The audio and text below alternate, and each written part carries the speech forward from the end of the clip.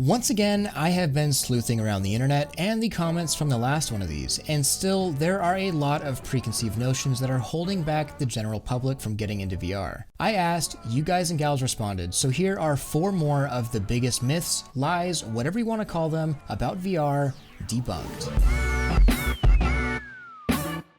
If there is one thing that absolutely kills me, it's when I ask a friend or even someone random if they've ever tried VR, and usually I get this response. Oh yeah, I have VR. It's that thing that you put your phone in.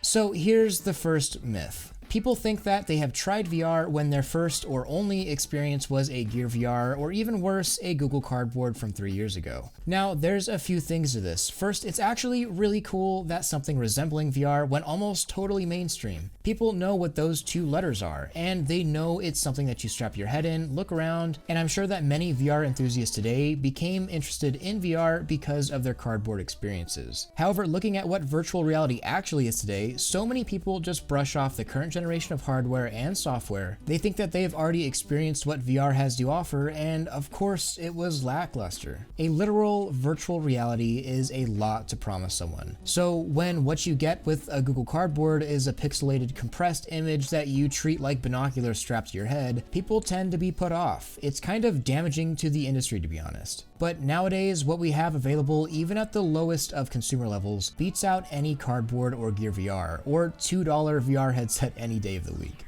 It's hard to even put these 2 in the same category. One, you sit with the phone strapped to your head, while the other you could walk around your room, grab a sword, and do your business. It's not just a matter of the displays looking better or the headset being more comfortable. It's having a full 6 degrees of freedom environment, which can also actually help sometimes with people's motion sickness if they have any. On top of that, the actual software is just leaps and bounds ahead of anything offered on a 3DOF headset years ago. So the next time you ask someone if they've ever tried VR and they respond with a disappointed yes, show them what's up. Next up, I want to talk about the health hazards. I've seen multiple places, mostly from boomer parents telling their perfectly old enough teens, you can't get a VR helmet, it'll damage your eyes forever. So right off the bat, I will say there's actually a decent reason why this whole misconception is a thing. And it's sort of the same reason why the 3DS has a safety warning for young children. The methods VR headsets and the 3DS use for 3D is what's called stereoscopic imaging. 2 images are rendered slightly apart from each other, and when your eyes focus through the lenses, it gives the illusion of a 3-dimensional image. Of course, in modern VR headsets, there's a lot more going on, but based on this Scientific American article, it basically says that regarding small children and their developing eyes, looking at stereoscopic images for a long period of time may have unforeseen consequences. Okay, so what about the rest of us, like the entire population? So teens, adults, the elderly. Sitting in VR has no other adverse effects on your eyes that staring at a typical screen for long periods of time wouldn't have. Of course, normal stuff that you'd get playing flat games or watching TV. It's the exact same. It's just eye strain and dryness due to blinking less. And that's the fullest extent of eye damage that has been seen clinically from the public using VR, which, like I said, is literally a factor for looking at any screen. And on the flip side, the Canadian Association of Optometrists has said, quote, some VR headsets enable vision development and improvement. Systems have been developed to improve visual acuity and to enhance eye-hand coordination, depth perception, reaction time, and eye coordination. End quote. So the next time your parents say that you can't get a VR headset because you'll go blind and you're well above the age limit given by the manufacturer, hit them up with some science, dude. I still wouldn't recommend putting a toddler in VR, plus that's just a little cruel, but for us, the regular people that are of age, you ain't gonna go blind. And now I want to talk about motion sickness. So I'm not gonna say that motion sickness isn't real, because it very well is. But I'm also tired of hearing people say, I don't even want to try VR because I'm going to get sick. Or if someone gets sick once, they never want to touch it again. Look, this comes from firsthand experience of getting many people into VR for the first time. Everyone has a completely different sensitivity to wearing a headset. Some people have terrible motion sickness from even looking at a VR headset, and others experience absolutely zero motion sickness. It really all depends on who you are, your physiology, as well as the headset and the applications that you're running. If there's a lot of latency or a low frame rate, the chances of getting sick are higher. So while yeah, it's possible you may be prone to motion sickness, or the person you're trying to get into VR may get sick right away, but that doesn't mean that your body is incompatible with VR. Just like building up your sea legs, if you have ever gotten sick from being on a boat and moving water, you can build up a tolerance to VR to pretty much gain your VR legs, as we call it, which I find kind of funny because lots of games don't even have legs in VR, but that's besides the point. Really, if someone is convinced that they'll get sick from VR before they even try it, all you have to do is start them off with a nice, slow, and relaxed experience. And the second they start feeling even a tinge of nausea, pull them out, let their stomach settle, and when they feel 100% normal, get them back in.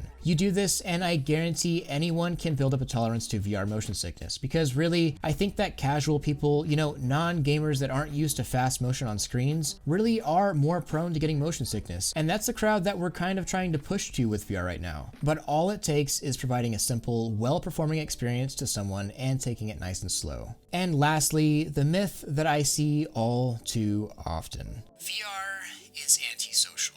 So let's get personal here. I have met some of my closest friends while in VR. I have to admit, there aren't hundreds of great single-player VR games to hold me over for years of VR ownership. But what there is in VR are robust and lively social applications, and it's honestly what has held my attention for all this time. The games are amazing and I play all of them, but both playing those games with your friends or literally just chilling with people every day is what has really turned me into a VR fan and a power user. From hitting up the pug in VR chat and having a few beers IRL with your friends across the world, watching a movie and talking about it after with people in big screen. And my favorite, hosting community meetups for this very channel in, once again, VR chat. I'm generally not a very social person, but through VR, I have socialized more than I'd ever be able to do in real life. People start and end entire relationships within VR. People drink and make jokes and play games and interact with each other solely because of what VR offers. Being social doesn't always mean meeting someone at an IRL party. Being social literally just means interacting with another human in a community. And for some people, especially someone like me, VR has done great things to break us out of that shell. So when people say that VR is an antisocial experience, I think of all of the very real memories I have made and the pictures I have taken and the late night laughs while dancing to ridiculous music with real people and real friends. And all of that is plenty enough for me.